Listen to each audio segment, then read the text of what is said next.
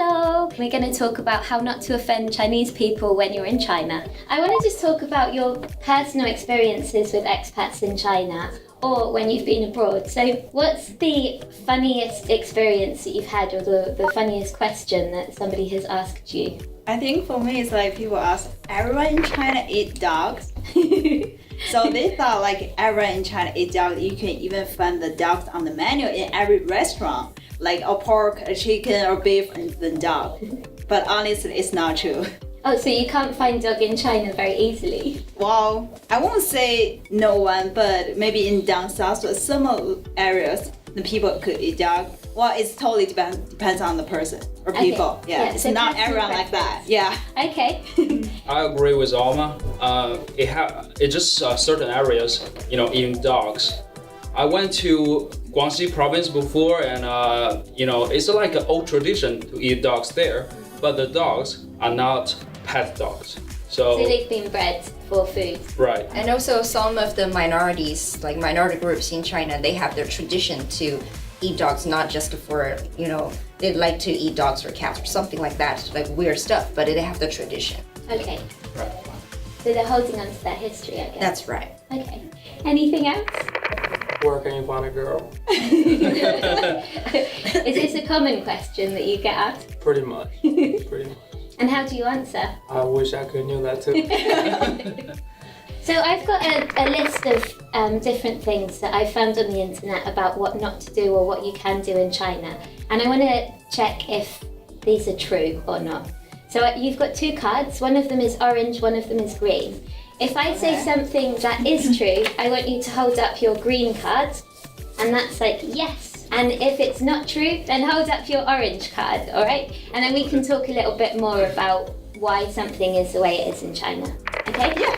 Number 1, you should refuse gifts a couple of times before accepting them.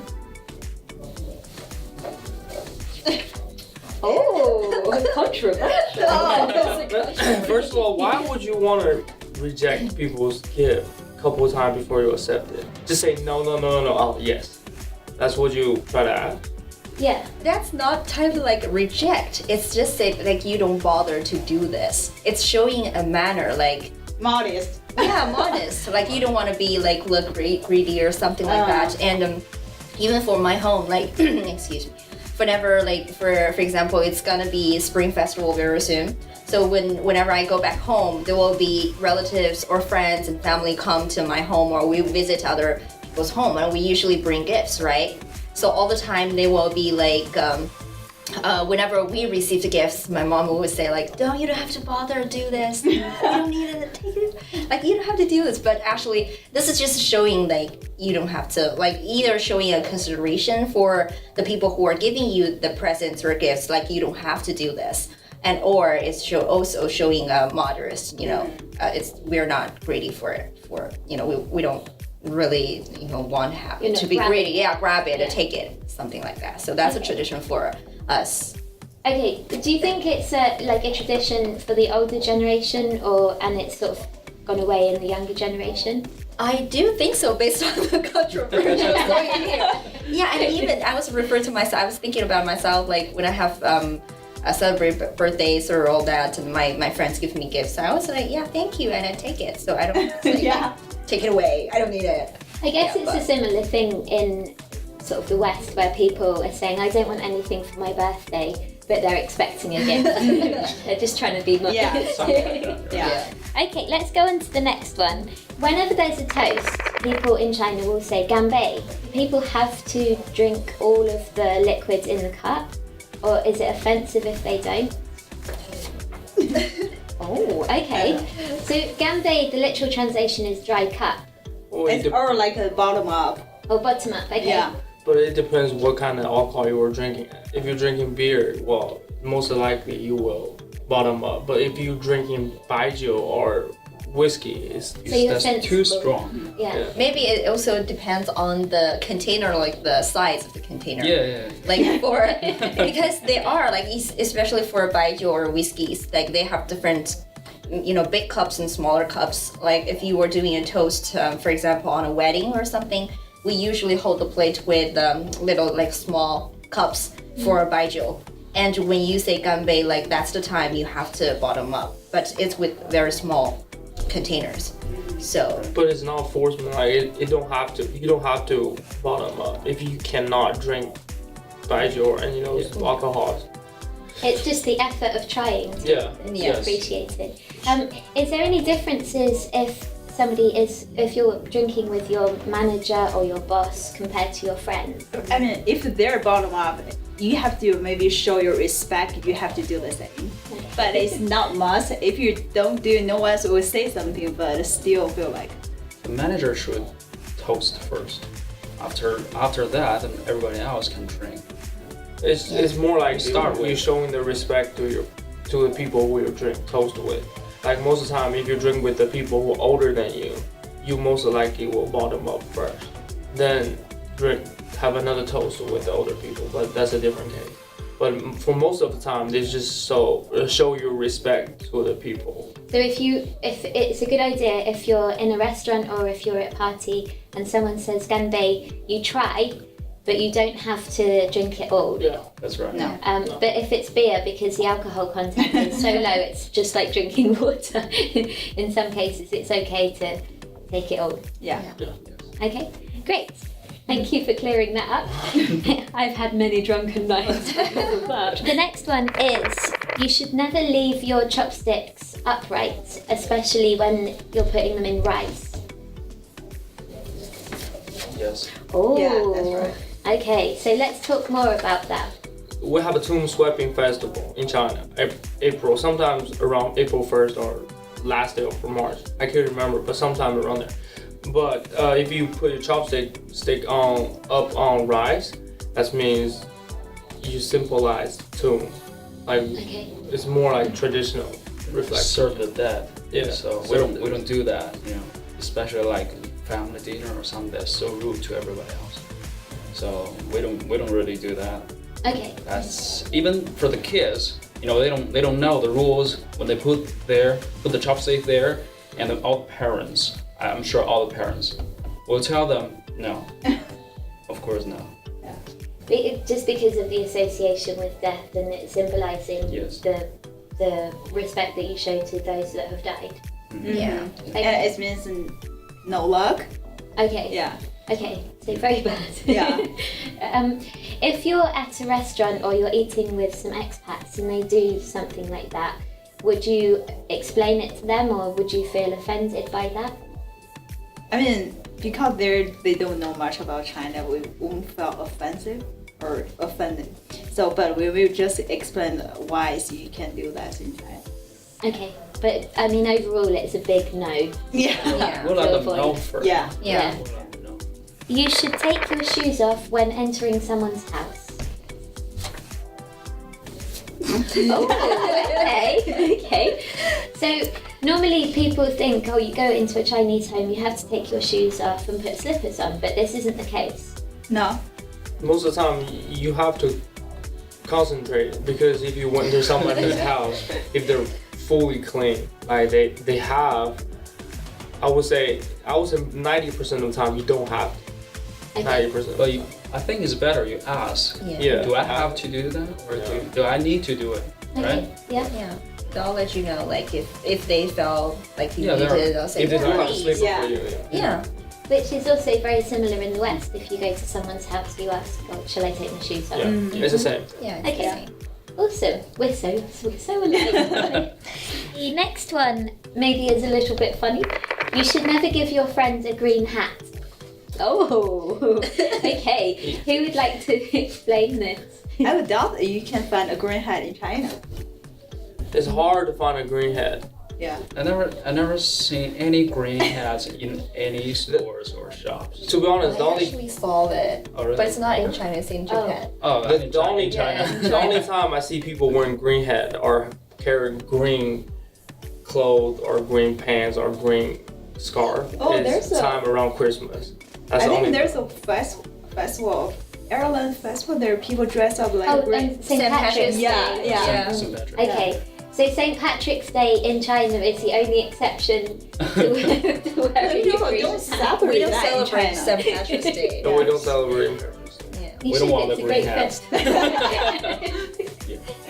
Okay, so why is green hat or green generally such a big issue to wear? The color of the green is not the issue of. It doesn't mean anything, but the green actually means something good, like means healthy most of the time for the food. If you eat green food, it means you eat healthy food. Right. Yeah, But prosperity. if you have a green hat, that means something else. It means you got cheated on. Right. Oh, okay. Okay. So if I was to give my friend a green hat, then they might take it as me saying, haha, you've been cheated on. It depends on who you give it to. If you give a Chinese person, they will. If you're aspect, they will explain to you what's the meaning of the green hat. Yes. Okay. A, don't give a green hat, and B, maybe avoid wearing green hats because Chinese people will assume that you've been cheated on. It just looks weird. Yeah. Okay. It just looks weird. And if it's an expat, we probably think like he or she might not know. Yeah. But still, it's gonna feel like not a problem. Another Probably thing in people are gonna China, talk about that. Yeah. another thing is hard to find a green hat. Like any clothing industry is selling green hat. Right. It's In hard to China. find. Yeah. Yeah. Okay, so that sounds like a challenge for everyone coming. If you love green hats, it's probably hard to find in China. It's really hard to find a green hat. Bring them Okay, with you. noted. Let's move on to the next one. So the number 4, should we avoid it?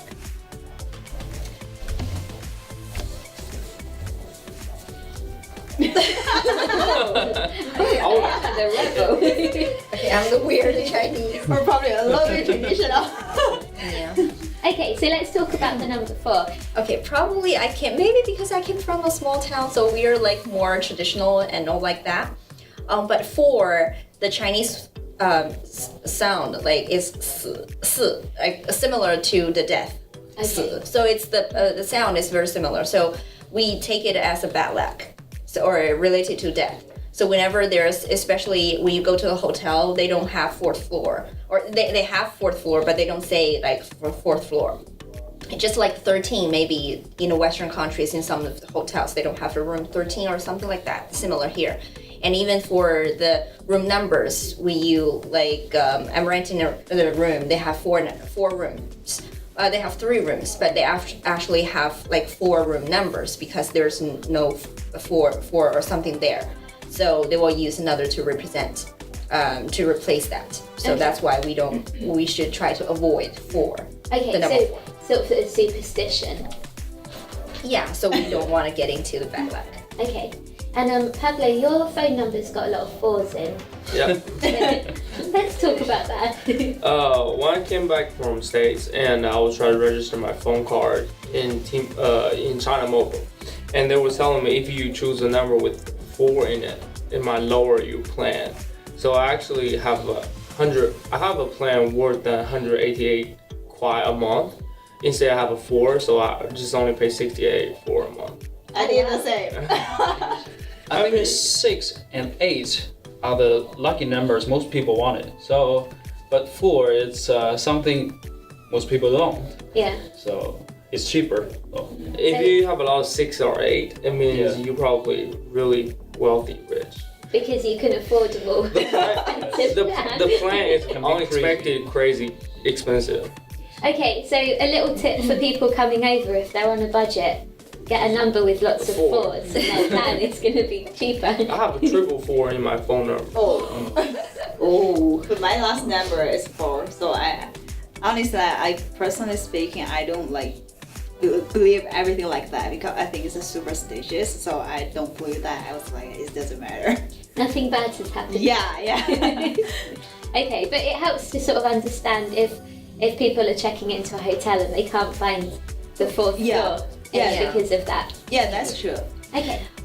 Ooh, this is a bit controversial, but nobody in China has a sibling. Oh. Huh.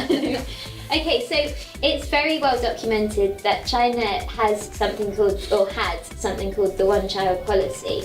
And a lot of people perceive this as you can only have 1 child, but actually in reality that's not the case. No. So do you have any siblings yourself? I have one. There we go. Yeah. Yeah. But Do you have one as well? No. I'm the only child as well. Me too.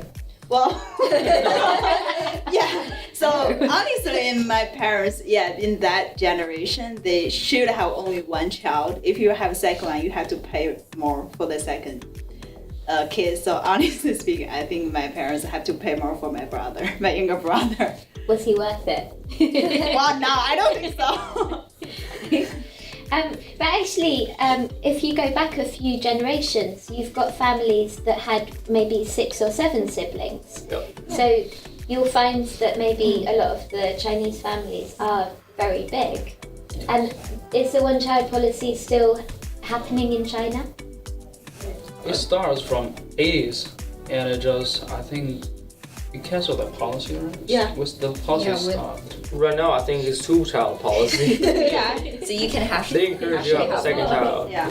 Yeah. Okay. I think that's because because before, like, China has a very large population, and we went through a hardship with limited resources and all that. So if we want everybody to have more resource like per person, so that's something issue that we have to actually face. Okay. So that's I think that helped. But I mean, overall, people coming to China, they shouldn't be shocked that their co-workers have maybe 1 or 2 brothers or sisters. No. Because it's quite normal. Yeah, Yeah. that's right. A rhyming one, you should never share a pair.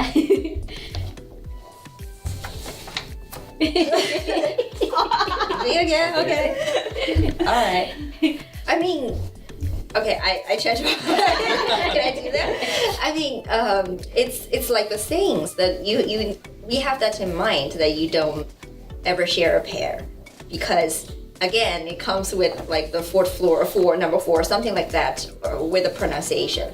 So pair in Chinese sounds like separate or leave. So when you share the separate or share the pair, it means that you will, separate from the person, or looking forward to separate from the person that you're sharing the pair with. So that's actually, it doesn't sound good. But when you say like, if it is a restriction that you don't do it, that's not the case. Especially with the younger generations, you can see now. So we don't actually care about that much. But growing up, I always been told that you don't do that. It's sort of maybe a tradition. It's Old tradition. an old tradition. Yeah. I've heard my grandparents say that, Okay. like when I was very young, like so. But But now times it's have moved 21st on. century, so Yeah. And also, like 2 people can share the pair is happen like before, like a traditional, but 3 people it's okay. Okay. Yeah. yeah. Okay, so if it's More than 2 people could share a pair. okay, if you're having problems in your relationship with your girlfriend or boyfriend, it's not a good time to start sharing the pairs Right. with them. But really, it doesn't matter. It don't- In China, actually, one of the people we used to work with, Colin, does a lot of bargaining in markets. Is everything in China negotiable? Can you negotiate a price? Can you bargain for everything? Oh, tell me more. It depends which store or which. If you go to Walmart or you go to a grocery store, you probably won't bargain with people because they already have price tag. But most of the time in China, you cannot do bargain. I don't Okay. think. I think we can bargain at like some kind of like markets. We can bargain, but when we go to malls or some big shops, with the price tags, then we don't bargain. Okay, so if the number is already there, the price is on it, then You don't. it's not negotiable, No. you don't bargain with it. What if you do start to bargain? Is that offensive to the shopkeeper? If that place is a good bargain, so that's fine. So people may be expecting you negotiate with them. Yeah. But like Tony said, in some shopping mall or supermarket or something like that, or taxi, so you don't Yes. bargain with them. Okay. Yeah. If you were to go to a market where you can bargain, and they say one price and you say a very little price, will that come across as offensive, or is that okay? Can be offensive, like if this is the price that if this product is worth for 100 kwai and you only say, okay, I pay 1 kwai, Yeah, then the person, the shopper will feel like offended. sure. Because it's you lower the price, like the value, you underestimate the value of the product, so that may be offended. But You just have to give them a reasonable price. Okay. Yeah. Okay, so pay what's fair. Yeah, Right. what's it worth for you? Yeah. You don't want to give them the 1 kwai straight from 600 kwai. They don't think you come over here to buy things. Yeah, they, take a bite. Okay, so to avoid fights and to avoid offence, pay a fair price for a product. Yep. So what you would like to pay, what you think it's worth. Yeah.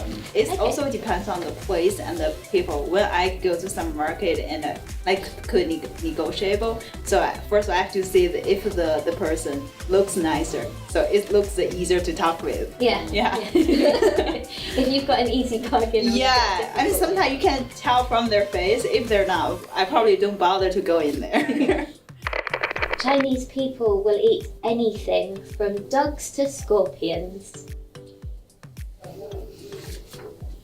this is. Well, First of all, I don't eat scorpions, but I don't have problem with people who eat scorpion. I don't eat dogs, but I respect the people who eat dogs as their own traditional culture. If we're talking to sort of people coming over and settling down, they're probably going to be in larger cities. How likely is it that they're gonna be served up some scorpion and spiders and crickets and all sorts of weird things? Well, some foreigners come to China will expecting to have to try those because it's hard to find in Western countries. But like I said, if you don't eat, just respect the people who eat those stuff. Is that because a lot of the food like that has come into the Chinese cuisine just because of traditions or because of the culture or the history? Yeah, and for example, the crickets, or he mentioned about the worms. There's in the southern places because it's very humid and warm, so they have a lot of worms and insects, and they actually have very good protein in it. So people actually Yunnan, they eat a lot of Worms. worms and all like that with high protein, and it's very nutritious. But maybe for other regions, like people from different places, they will feel it's not comfortable because it's not something that they can see all the time or they eat. It's very rare. So, and also even for expats, if you come to China in different places, it's not every restaurant has scorpions or have worms or have dog. It's not the case. You have to, if you come, as Pablo said, if you come expected to eat that, you have to look for specific restaurants for it. So if that's what you're looking for, but you don't have to think every place has that, and you think I don't have anything to eat. Yeah, that's not the case. So there's normal food as well. Yeah. There are a lot of choice. So a lot of people have heard about Wonfujing Street and the night market. Do the locals go there and eat the food? No. It's more of a tourist site, right? Expensive and a lot of weird things. Because from where I come from, we don't eat weird things at all. We just eat normal things: pork, beef, lamb, fish, chicken, something like that. Yeah. We don't eat that. So what we can easily find in our home countries. Yeah. I mean, just like kangaroos in Australia, maybe people eat kangaroos there as well. We will. Yeah, they have that in the market. They have kangaroos in the in the market and in a refrigerator frozen or whatever. So, we don't eat that all the time. That's why we feel, wow, they eat that. So it's the same thing. So I guess it's sort of depending on where you are in China, it's just what you can find. That's what becomes local cuisine. Yeah.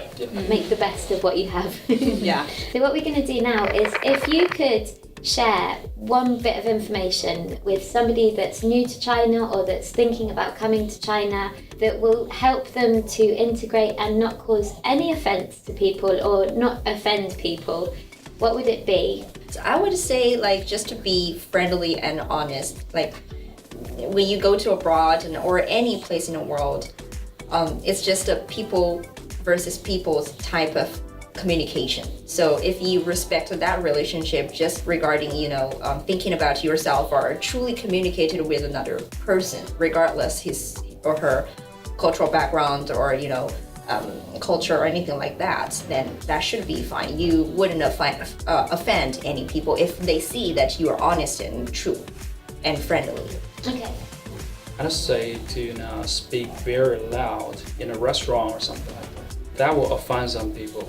They want quiet, they want to enjoy the food there. So if people there speak very loud and laugh, make other people feel bad. So don't be too rowdy in restaurants. Right. Just being polite and honest and friendly, have a positive attitude. I think Chinese people is very easy to go with, as long as you be friendly and positive. And They basically cover what I want to say. So I think it's no matter where you go in any country, it's same. Just be open.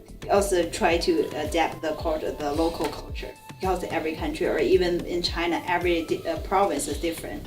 So even though like we travel to the other cities or provinces, we have to respect the local cultures. That's right. Yeah. So in my experience, what I found is it's okay to ask my co-workers and like local people from, I live in Beijing, so people from Beijing, I can ask them questions about why this is that way, why that's happening, what's this about. And they don't feel offended when I ask them because they appreciate that I'm trying to find the information out. And so if I don't ask, then I might cause offense. So maybe be open to the culture and try and integrate into it. and respect it. And respect it and respect the people. Yeah. So forget your manners. Of course. Okay, cool. Well, that sums everything up. Thank you so much for coming in and talking to us. If we have any questions, can the viewers speak to you? Yeah, sure. Yeah, no problem. No problem. Just shoot them over a message. Okay? Okay, thank you. Thank you. Thank you. Thank you. Thank you.